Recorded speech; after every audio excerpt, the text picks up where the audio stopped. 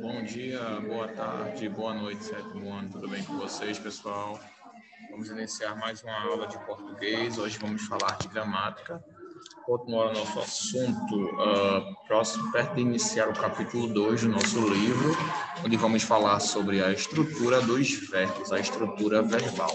Bom, muito feliz de estar aqui com vocês, espero que vocês tenham tido um ótimo final de semana, tenham descansado, tenham estudado, colocado tudo em dias, estejam preparados e renovados para o início de mais uma semana.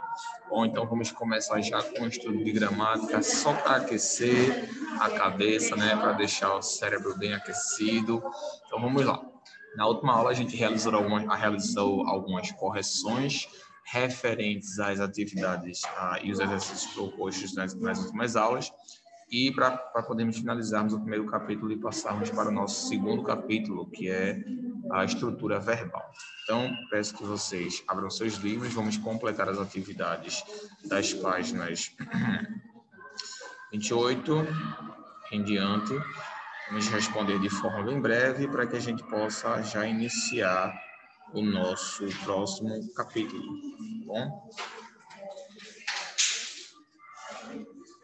Pronto, a gente já corrigiu isso aqui. Abrir, pronto. Agora a gente vai para a questão de escrita. Verbos de elocução, o lobo e o cordeiro. Pronto, muito bem.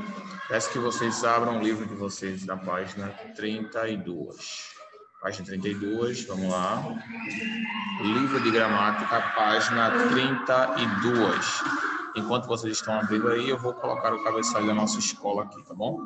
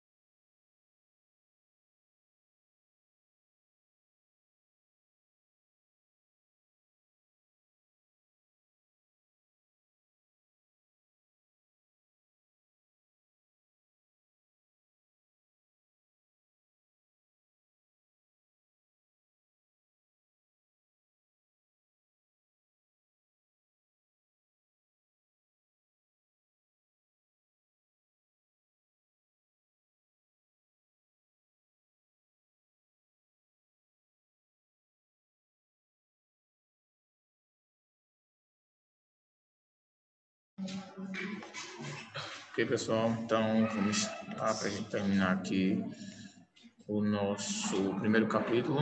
Quero passar para o segundo capítulo, vamos falar sobre verbos, é muito interessante, vocês vão gostar bastante, tá? Então, temos aqui na nossa seção questões de escrita. Verbos de elocução. Primeiro, os verbos podem nos ajudar bastante na expressão das nossas ideias.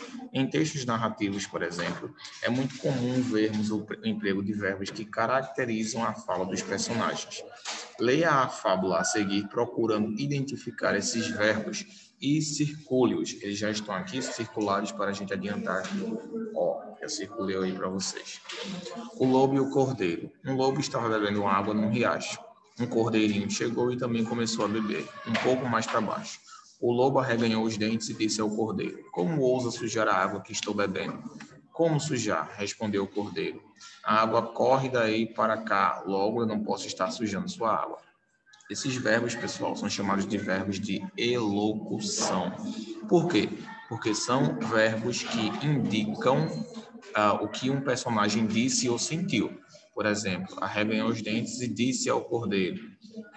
Como sujar? Respondeu o cordeiro. São verbos de elocução. É como se fossem aqueles verbos que estão dando uma resposta para algo. Vou mostrar aqui para vocês. Pronto. Verbos de elocução. Verbos que indicam uma resposta ou sentimento do personagem. Exemplo.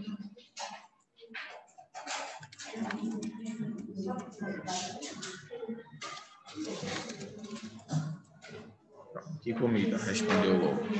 Esse respondeu aqui, ele é um verbo de... Ele é um verbo de elocução. Bom? Voltando para lá.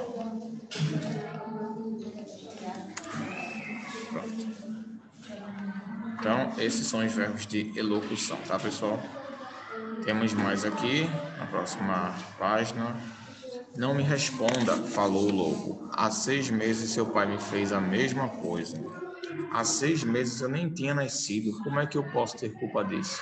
Perguntou o cordeiro.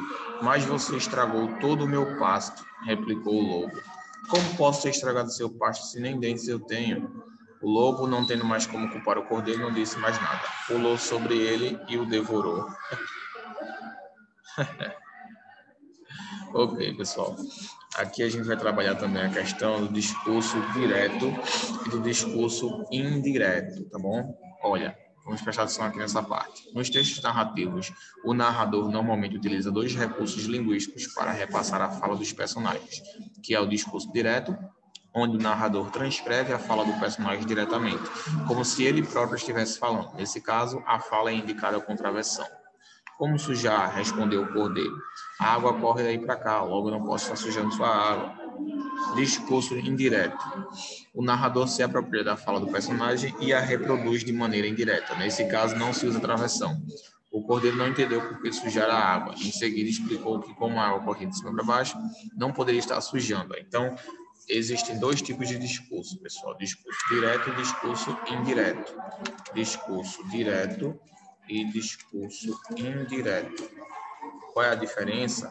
No discurso direto, pessoal, o narrador, tá? A pessoa que está narrando a história, ele toma o lugar do personagem para representar a sua fala. Então, é como se ele se passasse pelo personagem para representar a fala dele. Por exemplo, eu não como cereja, respondeu o lobo. Então, vejam aqui que ele está tomando, como se estivesse tomando a fala dele, como se ele mesmo tivesse dito isso, como se o narrador mesmo tivesse dito isso aqui, ó. Mas logo em seguida ele coloca aqui, ó, respondeu o lobo. Mas ele falou como se ele mesmo estivesse falando, eu não como cereja. Isso é um exemplo de discurso direto. Mas vejam que ele deixa bem claro que não foi ele que falou, respondeu o lobo, tá? Agora, se fosse discurso indireto, nesse caso aí, ele vai utilizar a terceira pessoa para se referir a ele. Por exemplo, o lobo respondeu que não comia cereja. Entendeu agora? Ele não tomou o lugar dele. Ele citou ele logo de começo. Ele usou a terceira pessoa. O lobo respondeu que não comia cereja. Então, temos aí 2 exemplos. Exemplo de discurso direto e exemplo de discurso indireto, onde um toma o lugar da fala do outro. Discurso direto, o narrador, ele toma o lugar da fala do personagem. Ele se passa pelo personagem. Discurso indireto, ele representa a fala do personagem, mas citando ele. Ele usa na terceira pessoa singular. Ele não toma o lugar do narrador, do personagem, perdão. Então, deixa eu colocar aqui.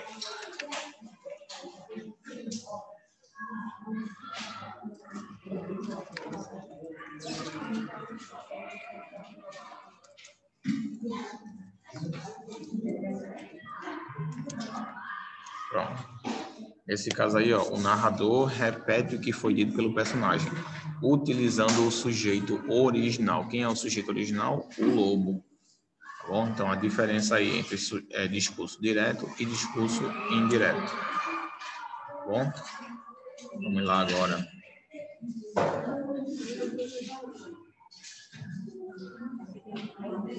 Vamos responder agora o quinto, o segundo.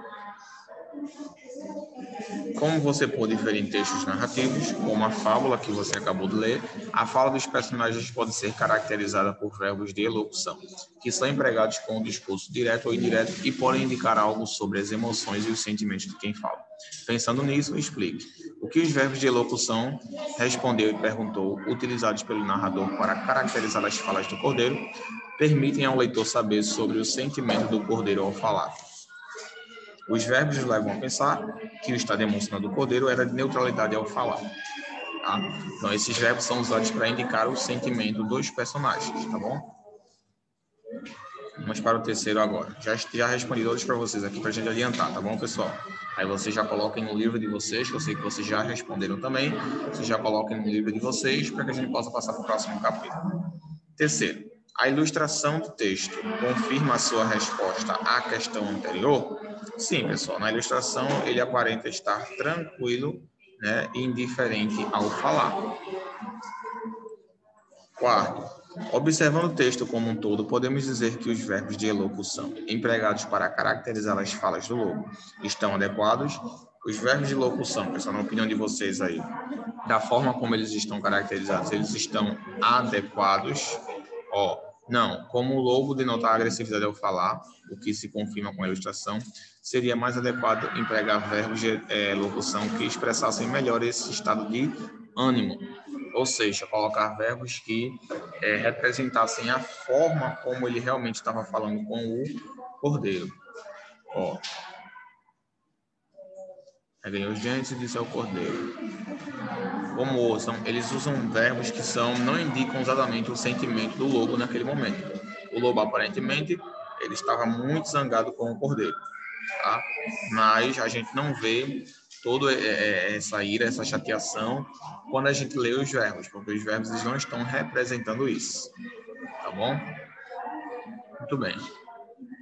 Agora, o quinto, a gente vai completar aqui os espaços utilizando os verbos. Agora, considerando o sentido do texto e o papel dos personagens, coloque os verbos de elocução adequados nas lacunas do texto. Então, aqui é uma sugestão, tá, gente? Eu dei para vocês, mas cada um de vocês pode colocar a forma que vocês acharem mais conveniente, contanto que represente o sentimento do lobo. A gente viu que o lobo ele estava chateado, ele estava zangado, ele estava com raiva. Então, a gente tem que colocar verbos que representem essa raiva, essa ira, tá bom? Do lobo. Vamos lá. Um lobo estava bebendo água num riacho. Um cordeirinho chegou e também começou a beber. Um pouco mais para baixo. O lobo arreganhou os dentes e esbravejou. Como é que você tem a ousadia de vir sujar a água que eu estou bebendo?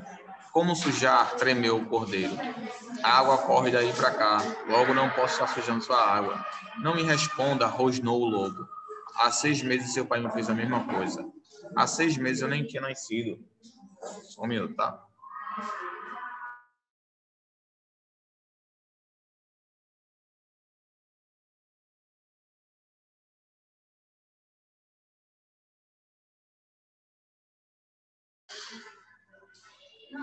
Pronto, então não me responda, rosnou o lobo. Há 6 meses seu pai me fez a mesma coisa.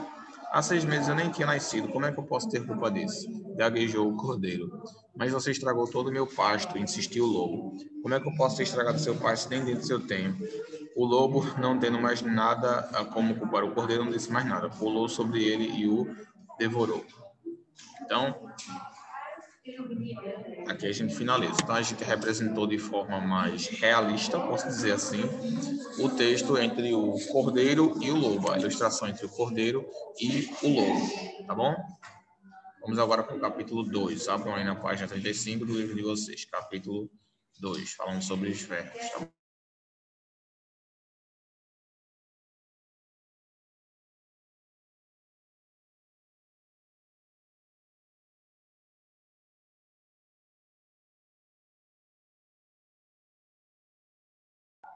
Vamos lá então, pessoal. Agora vamos iniciar o capítulo 2, onde vamos falar sobre os verbos, tá bom? E vamos utilizar como tema indisciplinar a sociedade medieval, tá bom? Antes eu quero que vocês copiem isso aí no caderno de vocês, tá bom? Eu vou colocar outros exemplos aqui do discurso direto e do discurso indireto. E em seguida vocês passem para a próxima página que vamos iniciar o capítulo 2, tá bom? Exemplos.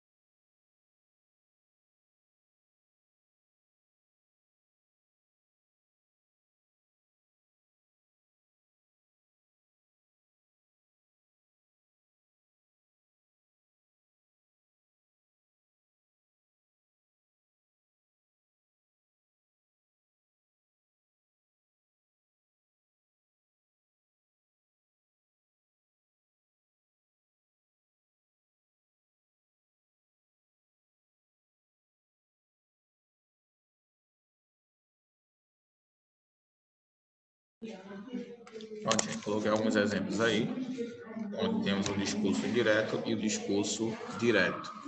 Primeiro, Maria disse que estava muito chateada, discurso indireto, porque no caso, ele usou aí o Maria, né? Usou Maria, então está se referindo a ela sem tomar o seu lugar. E o segundo, eu não amo mais, respondeu Maria. Nesse caso aí seria o discurso direto, pois ele tomou o lugar de Maria na fala. Meu pai estava cozinhando, disse Maria, discurso direto, porque está tomando o local do personagem aí, como se fosse realmente o pai dele, quando na verdade é o pai de Maria.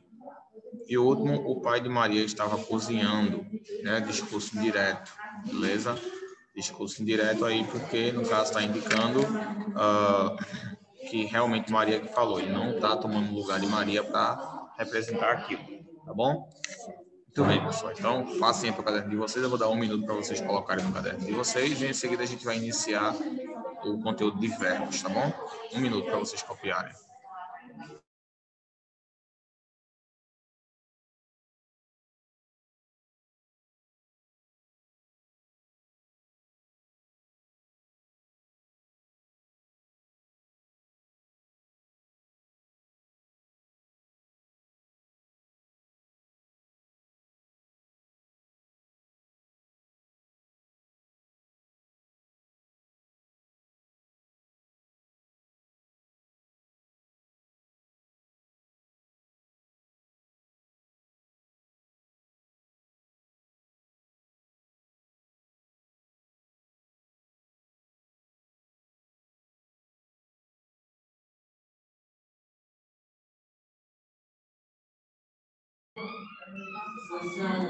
Pronto, pessoal.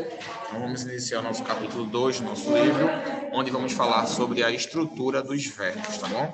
Já começamos aqui com uma frase. Povos bárbaros conquistaram o Império Romano do Ocidente em 476 d.C.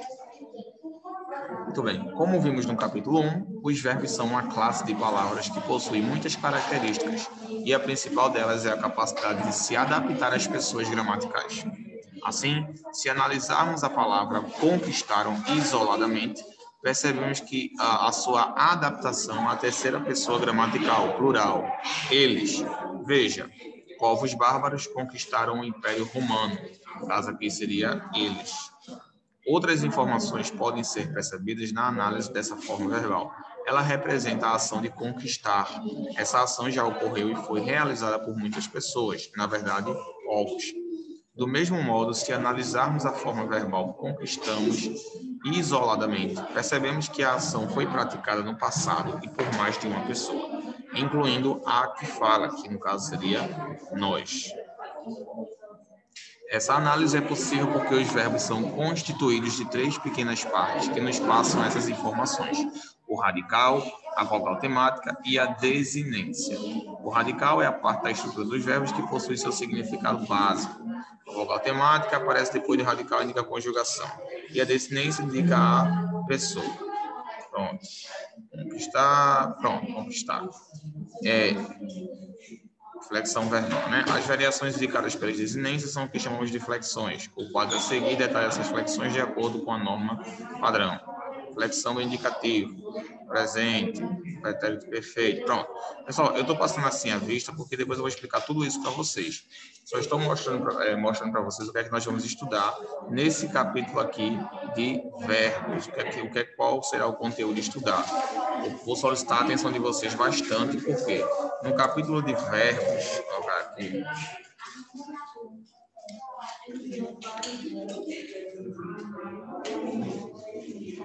pronto.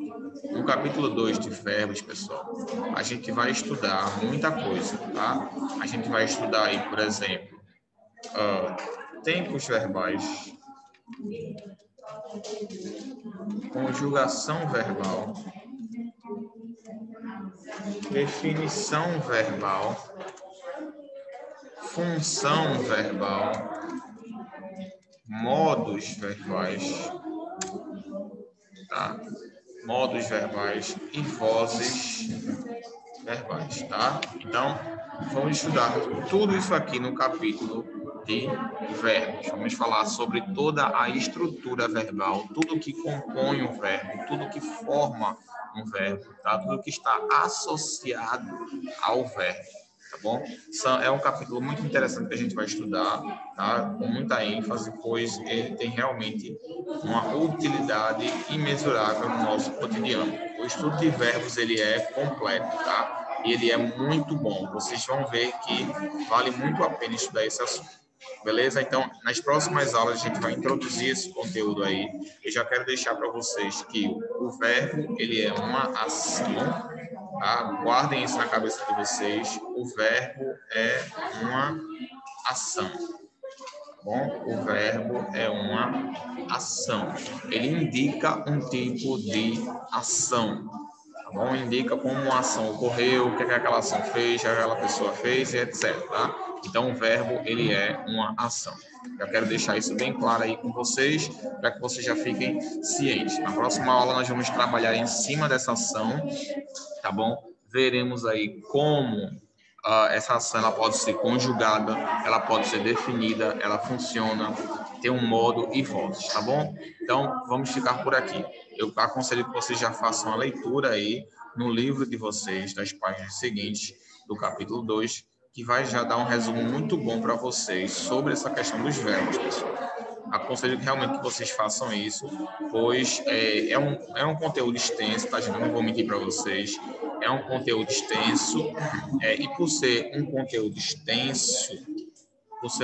extenso, às vezes vocês precisam dar uma resumida antes, tá bom? Uma resumida para que vocês já cheguem aqui de forma a não ter muita dificuldade nas explicações, tá bom? Se vocês fizerem isso, com certeza vai ajudar bastante vocês nessa questão aí dos verbos, tá bom? Então, aconselho que vocês façam isso, estudem aí, vejam as páginas seguintes, para que vocês já tenham uma noção aqui na próxima aula. Vamos tentar explicar da forma mais resumida possível, mas esse vai ser o conteúdo que nós vamos estudar nas próximas aulas, tá bom, pessoal? Então, vejo vocês na nossa próxima aula. Qualquer dúvida que vocês tiverem, vocês podem me procurar no Class App, tá? Estudem aí, falem sobre os verbos, pesquisem sobre os verbos, tá bom? E fiquem atentos lá às orientações do Class App, tá bom? Vou também passar alguns trabalhos para vocês no Class App, os quais eu preciso que vocês respondam, que vocês façam, pois todos esses trabalhos eles têm um cunho pedagógico muito importante para o desenvolvimento de vocês. Bom, então fico por aqui. Um beijão para vocês, um abraço, fiquem com Deus, tenham uma ótima semana e vejo vocês na nossa próxima aula, no próximo textual. Tchau, gente. Até a próxima. Bom descanso para vocês.